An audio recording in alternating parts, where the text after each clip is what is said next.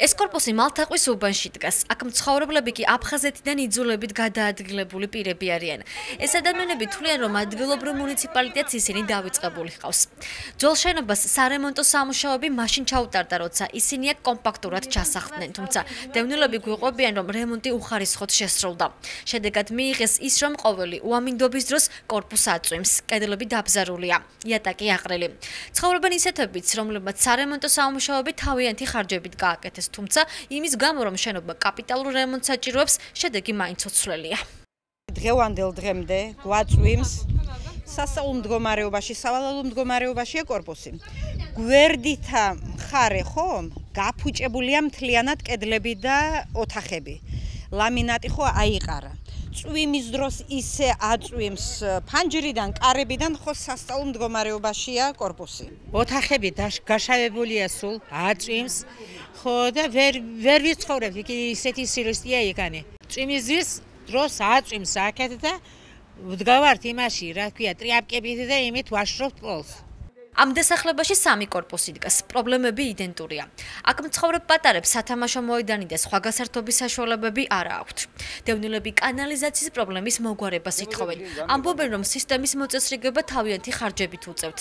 მაშინ როცა იქ მცხოვრებთა დიდი ნაწილი დაუსაქმებელია. მობინადრეები ხმამაღლად შევიან, რომ ბოლოს აქ მთავრობის წარმომადგენლები წინას საარჩევნოდ ნახეს. მაშინ როცა ხალხის ხმა სჭირდებოდათ. ყველა მოგისმენს, რა თქმა უნდა, თავისთავად, მაგრამ მე არავინ არ ასრულებს. ეს რეალურია, ყველგან ასე ხდება ახლა არჩევნების დროს ახსოვართ ყველას. გაახსენდებათ ხალხი, მოდიან, ამას გაგიკეთებთ, იმას გაგიკეთებთ, მაგრამ დღემდე არავის არაფერი არ გაუკეთებია. მუნიციპალიტეტს რომ მივმართეთ, მიბრძანდით მერიასთან. მერიაში, მერიას კარებამდე კიდე რომ მივედით, ისე ირონიულად მიგვიღეს, აი, პროსტა ადამიანებად რო არ გვთვლიან საერთოდ. ამ კორპუსში არც წყალი და არც ბუნებრივი აირი არ არის. სასმელ წყალს ისინი ჭაბურღილიდან ეზიდებიან, თუმცა მათ მოთხოვნაზე რეაგირება არც ერთ უწყებას არ მოუხდენია. ტერიტორია, სადაც საცხოვრებელი ბინა დგას, გარე განათებების გარეშეა დარჩენილი. ამის გამო მოსახლეობა აქ ღამით გადაადგილებას თავს არიდებს. 15 წლის უკან გაერომ დაგვიყენა 16 ტონიანი ბაკი, აი იქიდან მოგვეწუდინება ჩვენ წყალი. მესამე სართულზე საერთოდ დღევანდელ დღემდე წყალი არ ასულა და ჭაბურღილები გავაკეთეთ და პესოკიან წყალს ვსვამთ დღევანდელ დღემდე. ის მიასხამ ამას რო დეტაკები, აბა რა იქნება ახლა ბეტონს ღამით, აბა ამიხსენე არ დეტაკები და აწეზე ცხირბის დენდები შეიძლება ნეკნები კიდე ვერაწიოს ზევით. ეს არ არის ერთადერთი უბანი, რომელსაც ადგილობრივი მთავრობა დახმარებას პირდება.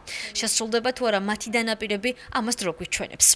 საბავშვო მოედანს გავითვალისწინოთ მომავალი წლის ბიუჯეტზე. რაც შეეხება ამ კორპუსის მაცხოვრებლებს, მინდა აღნიშნო, რომ პერსპექტივაში მალთაყვის პროექტის დაწყებასთან ერთად მათი მდგომარეობა გაუმჯობეს, განავითარებს არა მარტო ბულვარს, არამედ პერსპექტივაში იქ მოეწყობა სასტუმროები, სანატორიუმები და მათ პირობები გაუმჯობესდება მასთან დაკავშირებით.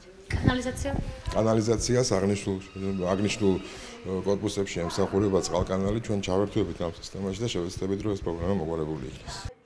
მიუხედავად იმისა, რომ დევნილებს სასიკეთო ცვლილებების მოლოდინი არ აქვთ, მაინც იმედოვნებენ, რომ კამერის წინ ხმამაღლა მათ პრობლემებზე საუბარი გარკვეულ შედეგს გამოიღებს. დაპირებების ნაცვლად ისინი საქმის შესრულებას ელიან.